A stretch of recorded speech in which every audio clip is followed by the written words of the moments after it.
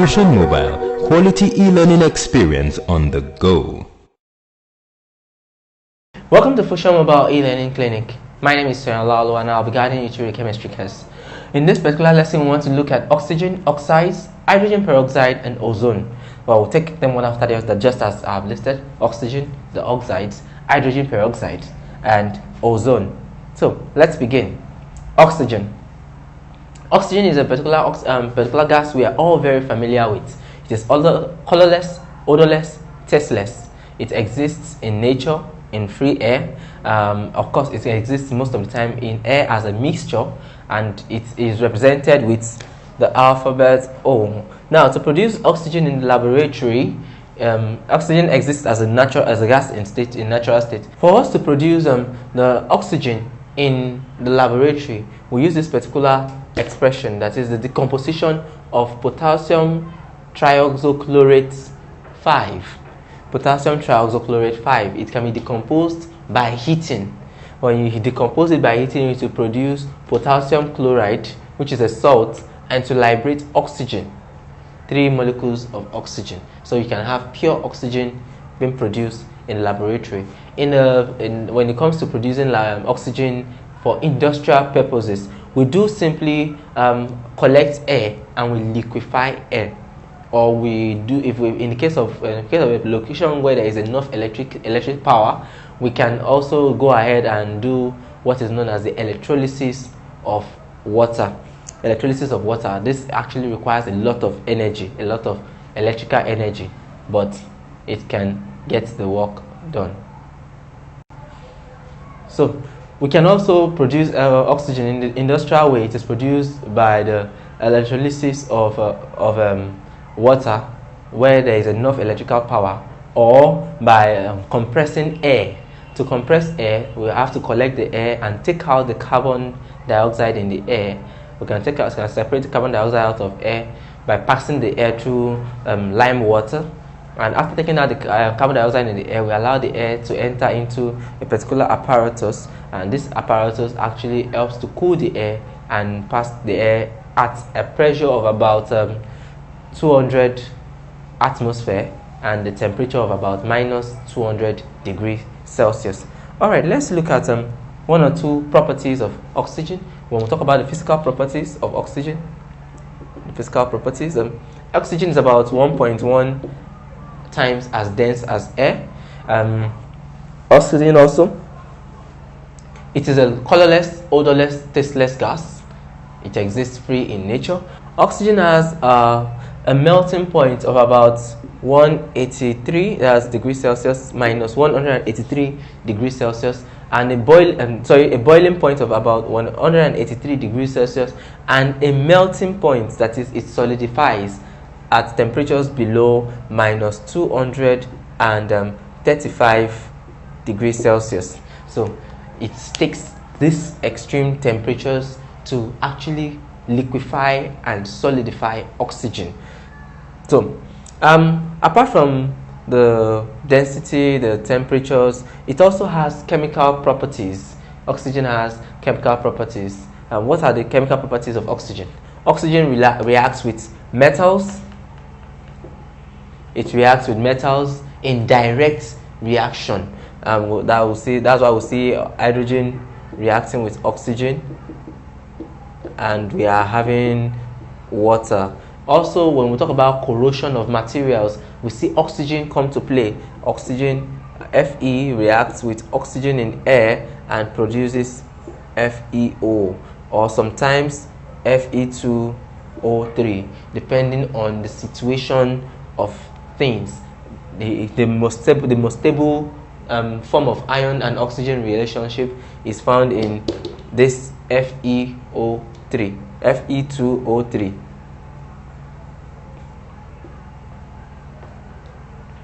Is found in Fe2O3, where the ion is an ion 3. That's the ion 3 substance. So we also see it reacting with even non-metals like nitrogen, metalloids like carbon. We see oxygen reacting with non-metals like even sulfur, chlorine, fluorine. we say oxygen reacting with them, though some of them do not form stable sometimes oxygen reacts, it is diatomic. So in natural state it is diatomic, that it has two atoms to form a molecule, and sometimes in its natural state when it reacts with carbon, it produces the carbon 4 oxide, which is a very stable state of it. It reacts with nitrogen, it produces nitrogen 4 oxide, and also it also produces nitrogen 6 oxide, which isn't so stable. It also reacts with sulfur to produce sulfur 4 oxides, sulfur 6 oxides. So it reacts with almost everything. It is a very, very, very strong oxidizing agent. It's a strong oxidizing agent. And what else can we tell about oxygen? Yes, when oxygen is put through a litmus test, oxygen comes out neutral. It comes out neutral in a litmus test. So it does not react to litmus. It is neither acidic nor basic. Okay, so those are basic. That's basically everything about oxygen. We'll talk about the uses of oxygen. What are the uses of oxygen?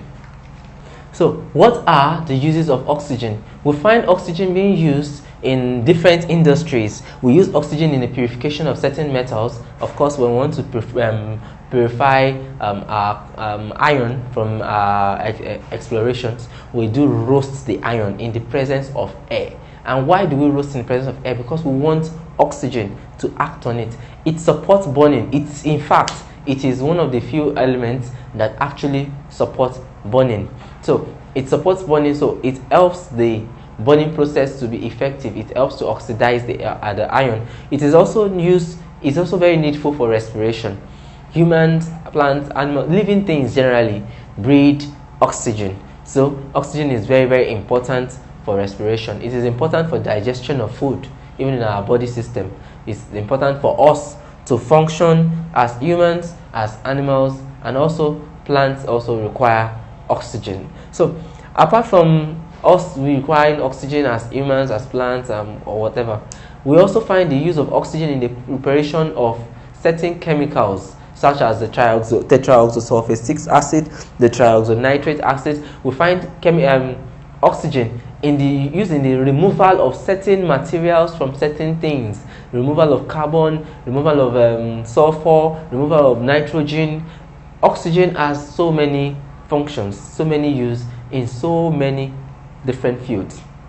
It also serves as an oxidizing agent and also can be used as a bleaching agent in certain conditions. Of course, it has to be reacted with certain other compounds to form the appropriate material that is required. So how do we test for the presence of oxygen? How do we test for the presence of oxygen? When you have a particular gas in a particular location, you suspect that it is oxygen. What you need to do is put a burning, a dying flame, that is a burning canister, splinter of light, put it in the particular location or particular container containing that particular liquid, and you will find out that it will be rekindled. Oxygen rekindles fire. It supports burning. It enhances burning. Now there are only two materials, two gases that have the potential of doing this. That is the oxygen gas and the dinitrate gas, which is also known as the nitrogen 1 oxide. Nitrogen 1 oxide. Now, this nitrogen 1 oxide, the difference between it and oxygen is that when this particular gas is smelled, when you perceive the aroma, it has a pleasant smell, but oxygen gas has no smell. Alright, let's look at oxides. Oxides are formed when oxygen reacts with other elements. So when oxygen reacts with a particular element, it forms an oxide. Now, depending on what kind of element that oxygen reacts with, that will decide what type of oxide that will be formed. What kind of oxides would be formed. We have some oxides that we regard to as the basic oxides. The basic oxides. These are oxides of oxygen where oxygen reacts with metals. metals like sodium. When you react oxygen and sodium together, you have Na2O, and this particular oxide is basic in nature. When this particular oxide reacts with water, it would form a base. So we describe such oxides as basic oxides. Basic oxides. We also have oxides that we do classify as acidic oxides. Acidic oxides. Acidic oxides are formed when oxygen reacts with other non-metals to form oxides. Peradventure, you have oxygen reacting with nitrogen to form NO2, or with sulfur to form SO2, or even with carbon to form CO2. Now, you see any of this particular compound can be dissolved in water to produce an acid. So when these particular compounds, when they are dissolved in water, they produce acids, and that is why we call them acidic oxides. Acidic oxides. We have also what we call the amphoteric oxides. The amphoteric oxides. These oxides have the capacity to behave both like acids and like bases. That is, they can react with acids to produce salts and liberate water. They can also react with bases and they produce salts and also liberate a particular another component out of it. So we have amphoteric oxides like aluminium oxide is an amphoteric oxide. Amphoteric oxides. We have neutral oxides. Neutral oxides are oxides that are they're neither acidic nor basic. They are neither acidic nor basic. We have neutral oxides such as carbon 2 oxide. It's a neutral oxide. And we also have these compounds that we do describe as peroxides. Peroxides. Peroxides are compounds that are formed where oxygen pretends or behaves as though it has just one valence electron. It behaves as though it has one valence electron. So we can have something like potassium peroxide or even calcium peroxide. Naturally, potassium oxide is K2O and calcium oxide would have been CaO. But because of it is behaving as a particular element that has just one electron in the outermost shell, we tend to see it having a unique different kind of structure. Let's look at hydrogen peroxide. Of course, we talked about the oxides of oxygen that we talked about oxides that we could have peroxides of different metallic peroxides. So let's look at hydrogen peroxide. Hydrogen peroxide is very unique, very important because of its many uses. There are many uses it finds in our day-to-day life. One of the things that is unique about hydrogen peroxide is the unique structure. That's the H2O2. We know that naturally oxygen does not exist in this nature. So some people do describe it as the oxygenated water. It is the oxygenated water because it possesses an extra oxygen to added to the original normal oxygen that should exist in water. In the laboratory, we can produce hydrogen peroxide using this particular expression. You can react any acid with any metallic peroxide, such as this one. We have tetraoxosulfate 6 acid being reacted with barium oxide, barium peroxide, and it will form barium tetraoxosulfate 6 salt and hydrogen peroxide. So when it comes to mass production, we do produce it. We are reacting some organic acids together with other some bases, and we will get the same thing out. That is our hydrogen peroxide out of the organic acids. So when it comes to hydrogen peroxide, what are the applications? Where do they find use? And we'll talk about the properties of the hydrogen peroxide. The first thing to note is that it is blue. It's a pale blue colored liquid. It exists in the liquid form and it is pale blue colored. It has a boiling point of about 150 degrees Celsius. At that certain temperature also, it decomposes. It decomposes at 150 degrees Celsius, and it has a freezing point of minus 0.9 degree Celsius. So it has a freezing point of minus 0.9 degrees Celsius. It is very soluble in water. It's soluble in water, and also it decomposes when heated. It can decompose when heated. Let's talk about the chemical components. Of course, chemical components is part of what I just said, that it decomposes when heated. Apart from the fact that it decomposes when heated, it can act as both an oxidizing agent and as a reducing agent. It can act as both an oxidizing agent and as a reducing agent. So what are the uses of hydrogen peroxide? The first use of hydrogen peroxide in our day-to-day life is that we use it as antiseptics. That's why we use it to clean wounds, injuries. Also, we use it as for bleaching delicate substances, delicate materials like silk and the rest of them. We use it for bleaching them. We also use it as a cleaning agent.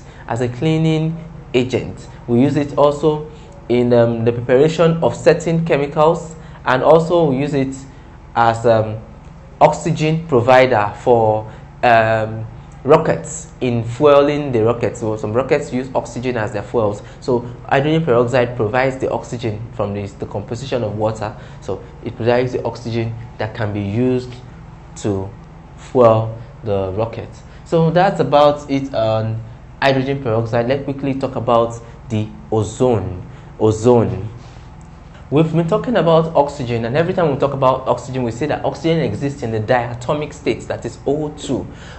Now I want to introduce you to ozone, a totally different form. This is an allotroph of oxygen. Of course, we talked about allotroph before when we talked about carbon. We talked about the allotrophs of carbon, and we mentioned the graphite, the diamond, and the amorphous carbon. But in oxygen, we have oxygen gas and the ozone gas. The ozone gas has a pale blue coloration. It has a pale blue coloration. It exists in nature at the ozone layer, that is about 120 kilometers up from the Earth's surface. That's 20 kilometers from the Earth's surface up into the sky. So it has a lot of functions which it performs up there. In the laboratory, if we want to produce the ozone atom, what we do is what we call the ozonization. We use the ozonizer. It's a particular electrical machine where you pass in oxygen, and it is being sparked with a very high voltage, and the sparking leads to the production of ozone. It exists in this gaseous form, where it is pale blue in color. The ozone reacts with different components, especially compounds, to form other components of oxides, and also liberate oxygen. Such components, you can find it reacting with lead sulfate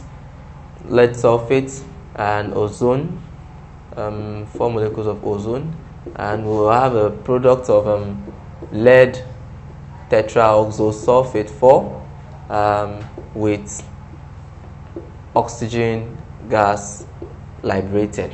So we see this kind of reaction is the kind of reaction that ozone takes part in. It's simply had oxygen. It oxidizes substances. It's a very, very good oxidizing agent. It's also used as a cleaning agent, and it can be used also for creating proper ventilation in restricted places, such as underground subways, underground railways, and locations like that. All right. In this particular lesson, we looked at oxygen, oxides, hydrogen peroxide, and ozone, and we talked about each of them. We talked about oxygen as one of the most abundant elements in the Earth. About 88.9% of the Earth is covered with oxygen, either in its natural state or mixed up with other substances. We talked about the oxides, where we talked about oxides as different forms of oxygen, where oxygen reacts to other elements, and we talked about the 4 different types of oxides which we could have. Should I say 5 now? 4 or 5 of them. The acidic oxide, the basic oxides, the amphoteric oxides, the neutral oxides, and the peroxides, the metallic peroxides. Then we went to talk about the hydrogen peroxide and its uses, and conclusively we talked about ozone, the ozone gas. Alright, in a few seconds some questions will be displayed on your screen to test your understanding of what has been taught in this lesson. Please do well by answering them, and if you have any confusion, if you are confused about anything, you can go over the video one more time for better clarification. Thank you.